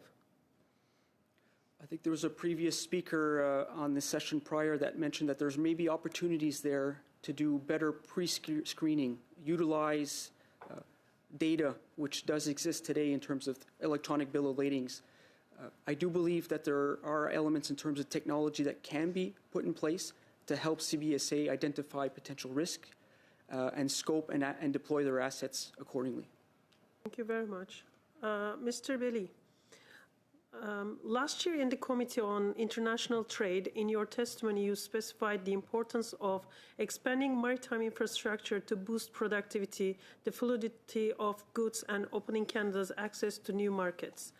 The terminal operations sector has been visionary in driving the fluidity of the goods through private investments. With the government's massive expansion at Contrecoeur adding 60% more capacity, how does this public sector scale provide the necessary high tide that will lift all inland terminal operations along the seaway? So I think there's two things. One is we have to look at major container volumes that come off of the lines, and then there's volumes that are add-on volumes, as I mentioned in my opening remarks, that are usually on other types of ships, smaller ships. The ones that are on the major lines, those are more like scheduled clockwork rotations. The other vessels are have a wider span of arrival times, and therefore you need that flexibility. So having the ability to take in vessels in some other ports will allow those major ports to become very efficient and then reduce dwell times. I was just recently in the U.S. this week, and the port of Long Beach, California, turns trucks inside of 40 minutes. The delays, I guarantee you, are not that on our side of the border. So I think that, if we helped the larger ports not have to deal with the one-ofs on other volumes, then we would bring that fluidity faster. Contrecoeur, of course, there's been a lot of work to be able to take in larger ships, but that doesn't make the depth of the St. Lawrence any deeper. And so that's why the Port of Quebec's project is to lighten up and top off these type of volumes and then support that type of growth as well. Thank you very much. So I will continue with you with my second question. We know that the U.S. ports on the Great Lakes have historically held a clearance advantage. Wouldn't you agree that the government's current focus on the multiplying Canadian import gateways is the most effective way to stop economic leakage and ensure that the Great Lakes St. Lawrence Seaway system becomes the dominant trade route in North America? I mentioned in my opening comments there are 4 gateways to North America: the East Coast, the West Coast, the Gulf of Mexico, and the St. Lawrence. So we're privileged to have one of the key 4 gateways to North America right here in our country. Of course, the East Coast and West Coast as well. So all 3 gates are important, but the problem we have on the East Gate is, as mentioned, one is water depth. So Quebec helps subsidize this issue of being able to take in larger ships, or at least having ships come in at capacity. And then the wealth of volumes that can come in through the Great Lakes and St. Lawrence Seaway. Remember this, the St. Lawrence Seaway and Great Lakes is the 3rd largest, if you take that as a whole, it's the 3rd largest economy in the world. So definitely having multiple ports being able to unload amount of containers that would not be necessarily on dedicated container ships will help the economic growth of Canada. Thank you, Madame Akan. 6 minutes. Sorry, we need to move to Madame de Bellefeuille for 6 minutes, please. Merci beaucoup, Monsieur le Président. Thank you very much, Mr. Chair. Thank you for your testimonies. Mr. Rivet, I would like to imagine to help us understand better. We know that your company is well known. It's of great international notoriety, Desgagnés, especially in transport. You were talking to us about Arctic transport. So can you explain something to us? You were talking about Greenland a few weeks ago. You went to pick up some cargo. I think you made a stop in Nunavut for a container stop. And even though this was Canadian material, the CBSA nevertheless asked you to get clearance at the Port of Montreal. Can you quickly explain? Because it doesn't make sense for us. For myself, anyway, I'll speak for myself. Given that these were containers coming from Canada. So the context was during last season, we were going to communities. There are about 40 communities that we visit in the Canadian Arctic, and we were resupplying. So we went on our route, and we wanted to optimize our route. So the client asked us to pick up cargo in Greenland, in a place where there's a 0 population, essentially. So we picked up old mining equipment to repatriate it to Valleyfield, and we're talking about a small volume. When the vessel returned to Canada, we were obligated by the CBSA to go to the Port of Montreal because this was international cargo, which was true. If we had been able to do it in Valleyfield, we would have done it in Valleyfield. In the Port of Montreal, we replenished the vehicle in the Port of Montreal, and then we went to Valleyfield to unpack the cargo. Then we thought that there was a risk management problem. because the cargo that we were being asked to deal with was coming from Canada. So if we're talking about a few dozen containers that need to be unpacked and repacked, that is inefficient at the Port of Montreal. It's not efficient for the logistical chain, especially when it comes to complex logistical chains. We need to understand what's happening across the chain to optimize. So you did ask the CBSA to have an exception, to have flexibility, to avoid congesting the Port of Montreal with a dozen containers. When you asked, did you feel that the CBSA was open to accommodating you, especially because accommodating you would have decongested the Port of Montreal? Answer: I would say that the focus is really on exclusively using the 5 points of entry. So the CBSA forces us to use those sites. If we had been able to use a smaller port, of course it would have been more flexible. Earlier, Mr. Lloyd was talking to us about Arctic replenishment. There is a cost associated with that. Making it more efficient with smaller vessel use times, that would reduce the cost. Well, now I might be a great-grandmother by the time the CBSA tells us we're able to make use of all ports with CBSA officer service. So the idea is, what could we ask the agency as an innovative, creative, flexible solution? How can we think outside of the box? Do you have any ideas? How could the CBSA modernize? How could it be more innovative in its approach to help us decongest the current circuit on the Great Lakes and the St. Lawrence corridor? What I can tell you is regarding port safety. Today, and since 2001, there have been events and safety protocols have been heightened at port sites. So there are safety officers, there are safety plans, there are regulations that must be respected at ports and by operators. So would a decentralized approach help with the presence on the ground? Could something be done with certified officers, with port authorities? I think that that could be a possible avenue for solution. So we don't want to be in competition with the Port of Montreal. The Port of Montreal wants to collaborate, and it has a vision for continuum. But Valleyfield is strategic because we're really not far from the Port of Montreal, not even 50 kilometers away. And we're also not far from La Colle, the border point. So do you think that we could ask Transport Canada and the CBSA to propose a pilot project to us to increase efficiency and to be innovative? Yes, absolutely. A pilot project would be very appropriate. We have all of the parameters. This is a site that connects with the international market and with Arctic Canada. It's a gateway, and there's already expertise there. Currently, there are maritime operators that call on Valleyfield for business with Europe, and we are also a business model that has stood the test of time. We have been receiving international containers.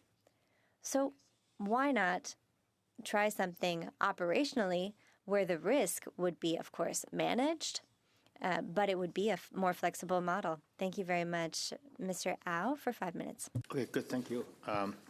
Now, my first question is for Mr. Polo. I think you might have mentioned a very interesting and inspiring point. Now, if I hear you correctly, you mentioned that in your opening remarks, saying that for some ports, they are operating in less than 50% of their capacity. And then you went on to say that it's not because they are the lack of infrastructure. It's because of a structural problem, which is, you mentioned this, the CBSA monopoly of currents. Now, I want to ask if you are implying that there could be some alternatives, such as by using private service provider for the currents instead of relying on CBSA monopoly. Is that what you're trying to or implying? As an industry spokesperson, our position is to outline and to identify the stumbling blocks and the obstacles to unlock the full capacity or full potential of the Canadian economy. Our position with some industry partners has also been to engage with the CBSA. And what our position is to work with CBSA and with Canadian authorities and Canadian departments to find the best possible solutions. Now, I don't think it's up to our association to dictate should it be a public or a private service. But what we're saying is we need more flexibility, we need more collaboration from the part of the departments and specifically the CBSA. And so far, they've been applying a one-size-fits-all model. And what we're saying is we need a more tailor-made model to adapt to different secondary ports to basically support regional economic development and more involvement of the Canadian and domestic ship owners to unlock the full capacity and full potential of the Canadian economy for more economic benefits for all Canadians and Quebecers as well. Okay. I hear from all of the presentations that you're asking for the same thing, tailored and flexible services from the CBSA. You've been asking that for quite some time. So what did the CBSA say to you and why they maintained their current position? So what's the justification of not catering for what you have asked for? Mr. Chairman, it has been very difficult to have of the answer to the MP's question. We've brought some numbers, we've put forward some studies, we've shown that we're also willing to invest from a private perspective, and no matter the different solutions that we've put on the table, we haven't been able to come to a solution that satisfies different industry members as well. So we're asking better collaboration, and we're asking to work side by side, not in opposition. And so far, we feel like we've been working with a very firm and closed-end position from the CBSA, and we're asking for better flexibility and collaboration. Okay. Now, then going back to the first question, so have you seen any other models that will work in the situation that you described? Are there other jurisdictions using private operators to do the clearance or the other kinds of inspection that works? Well, the previous question to my colleague is one of the solutions. I mean, you have CBSA agents on the ground at different entry points of Canada. You have CBSA agents at different airports as well. You have CBSA agents at different ports as well. We're asking for a more open mind analysis of this particular. And we welcome and we salute the fact that the current government invested heavily or announced additional staff or additional resources. Now we're asking to also benefit from those additional staffers and resources from an open mind perspective to basically implement some project pilots as well, and to gradually implement some better solutions and not just continue to apply the current one-size-fits-all model. Thank you, sorry, MP. Turning to MP, Monsieur Ramsey, pour 5 minutes, s'il vous plaît. Mr. Ramsey, for 5 minutes, please. Mr. Rivet. Okay, sorry, I got it. I'm the MP for Thunder Bay, so I'm totally on your side on this, and maybe it was a mistake that I asked Mr. Rodrigue in Texas, who's a big container guy, about more containers going through the Great Lakes, St. Lawrence Great Lakes Seaway, and his response was, well, maybe there's a niche market for containers on the Seaway. which I don't necessarily agree with him on that. But one of the things he said was part of the problem is supply chain management, that if you have kind of only seasonal shipping, you interrupt the supply chains. But I would have thought that's an argument for diversification, because having one port in Montreal, which we're totally dependent on, if there's a strike in Montreal, it interrupts your supply chain. But also if there's delays and lengthy delays and it's unreliable how fast you go through Montreal, there too is a delay and you lose certainty. So I'm not sure if he's right with that. But the second thing he said, well, if there was a market for containers in the St. Lawrence Great Lakes, then we would see it happening now.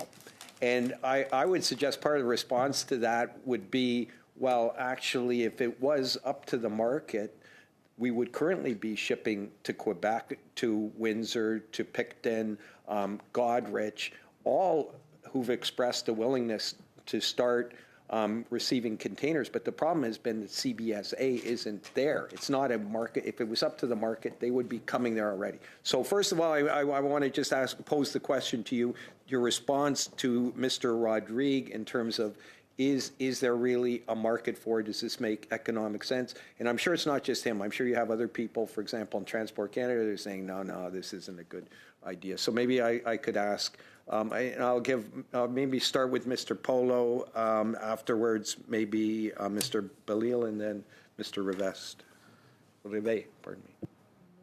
Yes, well, Mr. Chairman, the numbers are there, and we believe that this particular solution, a gradual solution of specifically 4 additional ports in the Great Lakes and 2 ports in Quebec, would definitely benefit economic regional development.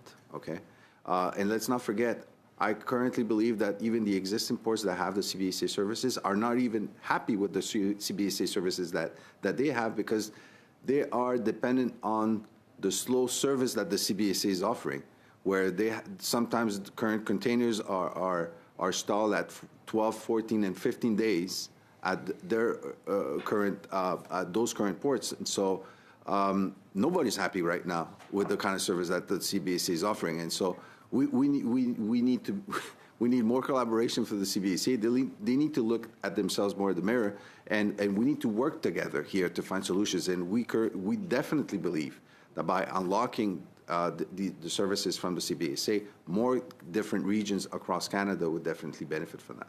Mr. Belil, on the economic argument for containers and there being not a good business case. Yeah, so we'll start with one thing. I mentioned it earlier, when everybody needs to keep this in mind. If you take the St. Lawrence Great Lakes corridor, which is Canada, US together, but that corridor, it's the 3rd largest economy in the world. So if we can't make a business case within the 3rd largest economy in the world, we have a challenge here. But I think one of the points was to drive major lines. That's a whole different market that we're looking at. So, we have to do the balance between the two. I think the real challenge that we have in working with CBSA, and I don't want to oversimplify it, but if you can't simplify a problem, then it means you don't understand it. So I think there's 3 components, right? One is the radiation detection, and that has to link with the systems that the government needs. But radiation detection is nothing new anywhere. Every steel plant that uses scrap metal has radiation detection at its input, and we have it in Quebec City. The second one after that is agents. I think Mr. Rivet said it well. Even in Quebec City, we have agents at the port today, but they're not authorized to clear containers. So, market would come. And in Quebec City, personally, we have deep water. So this is an ability to optimize ships, which obviously the market would do, or take in larger ships. And even in a port like we have in Bickerdike is actually in the Port of Montreal and handles containers today and has rail and has trucking, and we're not able to clear containers because of the things that I mentioned before, because the agents are already at the Port of Montreal, but we don't have the radiation detection. So we need mobile radiation detection or some kind of in between. So I think that if we can get through those couple of barriers, then we should be able to develop the market much better. And then of course, the goods will come and follow the route. I'm sorry, I would like to hear from Monsieur Rivet also, but that may come later. Après Madame de Bellefeuille, vous aurez Madame de Bellefeuille pour 2 minutes. After Mr. Bellefeuille, for 2.5 minutes, please. Mr. Rivet, would you like to take a few seconds just to answer Marcus's question? 30 seconds? No? Okay. We can forget that. Okay, so Mr. Rivet, we know that the agency operates, enforces a law, but if the government's Minister of Transport is the Minister of Transport is the one who really gives the direction and the strategy. Regarding the CBSA, what I think is that the CBSA needs to have a directive. We need to ensure that the CBSA is doing what the government wants. The government must ask the CBSA to put in place various initiatives to allow small ports to operate and allow and support the activities of small ports. I think that what it's important for us to understand today is that this is not just a responsibility for the CBSA, but it is a shared responsibility with also the federal government and the Department of Transport, because the government is going to wake up one day and say, we want efficiency, and the CBSA must adapt, and the CBSA will have no choice but to do so. So what can you tell us after your speech today? You need to say something to the government, not just to the CBSA, so that the government gives the strategic directive. I'll answer Mr. Pulowski's question at the same time because it'll give you more context. So we are wondering when Valleyfield is going to receive this authorization at our organization because there's immediate demand to transport the goods. So regarding your question, I'm having a hard time explaining because we've had approaches, we've had dialogue, and we've been presenting our business case content and context for some time. The CBSA then responds that they are limited in the position they can take because they have limited resources, and they give other responses every time, but that they do have their issues on their side. And they say that they need to collaborate with Transport Canada. Then we get into a dialogue with Transport Canada, and the cycle continues. And now it's been 3 years that we have been ping-ponging from one side to the other. That is why our request is very specific. So can we have an operational model that would adapt and that would have risk management adapted to these small and medium-sized ports that already exist to respond to service requests that exist? Thank you, Mr. Bellefeuille. Mr. Mahal, for 5 minutes, please. Thank you, Mr. Chair. I think this is my first time in this committee, so first of all, I want to thank all the witnesses for their time. I want to go back to Mr. Polo. You made a good point there that hiring private agencies might take some load off from CBSA. What makes you think that, or how do you come up with that suggestion? Is there an example in the G7 that other countries are doing that to alleviate some burden from their main security agencies? Mr. Chairman, our position is we need more flexibility. That's the basics of it. Okay, we need more flexibility to be able to respond to the current demand of these 6 regional ports, and we need more collaboration from the CBSA. Definitely, the demand is there, the opportunities are there. My colleagues have mentioned it, and the capacity of additional domestic ship owners to better connect with different regions across Canada and better service Canadians is there. So this is really the position that we have. Thank you. Thanks for the answer. I think you were also present in the first hour of the testimony, and you would have heard from Mr. Dobord that 1% of the containers are inspected in Canada, and 60% of the stolen cars are shipped out of Canada. So do you have any comment to make on those analysis or assessments, and do you think CBSA is playing the role that they should play in checking out on those vehicles and those numbers? If you can comment on that.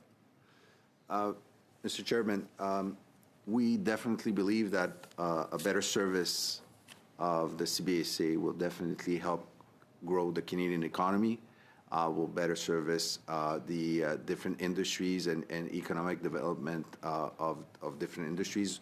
The past example of the Port of Quebec and QSL, if I take it from a Quebec perspective, will unlock the eastern Quebec regions, like Beauce, like La Côte-Nord specifically, so that containers coming from those regions will have a better service out of Quebec instead of trucking some of those containers back to Montreal and then exporting them internationally. And so definitely a better adéquation, a better connection between the demand for better service from the CBAC and the proximity will benefit all the different regions, specifically around those different ports. Thank you. Thanks for the answer. Mr. Balise, in your statement, you made a comment that the delays that happen at the ports, CBSA is providing is adding to those delays, the processing time and all that bureaucracies that they have to undergo. My question to you is, do you have any example of how the U.S. takes care of those delays, and how are they dealing with those kind of concerns? Because it's a common concern. Drugs, those come from maritime, drugs, those come from water routes, impact both the countries. So if you can add to that please. So in my opening remark, I mentioned that the delays that we have of not being able to have border detection at the point of entry obviously adds delays. And Mr. Rivet gave a perfect example of a vessel that could have gone straight to its point of destination, but had to go through the port of Montreal, for example, in this case, and that adds delays. So definitely by having multiple ports, we'd be able to have better controls in the places of interest and then get the goods faster to market. So I think that's what Mr. Polo just said as well. So I think we'd have two birds with one stone. We'd have more speed and better controls, because cargoes would not be going in places that they don't need to go to. They would be going to the port where they need to get to and then get to the market. And then controls around that could be, of course, in a much more rigid fashion, because you'd know what's expected in your port in terms of goods or services. Thank you, MP Mahal. Sorry, we have now to move to MP Ramsey pour 5 minutes, s'il vous plaît. For 5 minutes, please. So quickly, Mr. Rivet, earlier you mentioned Long Island in California. 40 minutes? The container on the ship that's going to the dock. Can you elaborate on that unloading time? I don't want to interrupt. It wasn't Mr. Rivet who made that comment. It was me. If Mr. Rivet would like to answer, he can answer as well. So I was talking about the Port of Long Beach Container Terminal. This is a very automated port, and it's very modern. So they control all of the incoming and outgoing containers. And if there's a truck that takes a container, of course, there's export and import going between Canada and the States. They have a turnaround time of 40 minutes, whereas on our side, it's more like 80 minutes. So how do they do it? They streamline the process and their operations. So if we could eliminate all the other problems, such as taking a ship that has mostly bulk in 5 containers and process it at the port, then we would be winning, and we would want to apply those parameters to Contrecoeur and in Quebec as well. So we would want to identify a cargo that's coming into our ports and help them to be processed safely and quickly. We don't want to diminish any of the customs clearance practices. We just want to simplify them so that they're more fluid for our operations. Thank you very much. Mr. Rivet,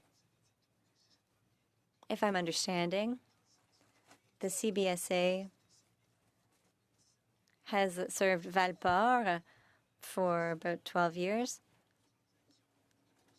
There was a transaction at one point, and someone woke up and realized that it wasn't working. So should we understand that during that period of about, say, 10 years, the CBSA was providing a service that was insufficient?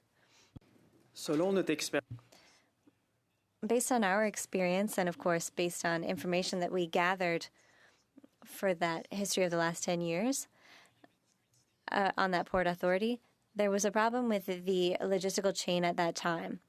So when it was necessary to verify a cargo in containers coming from elsewhere, there was a risk management practice in place, and it was followed adequately when there was a suspicion of anything. Was there any security breach? No, not to my knowledge. Okay, Mr. Polo, you talked about 330,000 containers. Can you tell us how you arrived at that calculation? And where? And my follow-up question, do you believe that those containers could come back again with material on their route back? Because Mr. Rodrigue seems to be telling us that it would be difficult to bring back those containers filled with the materials. Mr. Chair, what we were mentioning is that to date, these are our study results. Economically speaking, what we wish to show here is the capacity of different sub-regions that are not served by CBSA and how they are able to stimulate economic development of those sub-regions to benefit them because they're close in proximity. So they have a capacity to receive, but afterwards they would also have a greater capacity to export. So we believe, as I said in English, it would be possible for us to unlock not only capacity and services, but also the capacity of the Canadian economy to generate wealth for all Canadians. Thank you very much. Merci beaucoup. Thank you very much. This concludes our second hour. So thank you very much. Thank you to the four of you, Ms. Lavallée, Mr. Polo, Mr. Rivet, Mr. Bellil. Thank you also for participating by distance. So we wish you all a pleasant evening. And we thank you once again for everything that you did to prepare and participate and for being here today. For our MPs, we will not meet next Tuesday. We will be meeting next Thursday with the appearances of the two ministers for our study on foreign nationals. Thank you and see you later.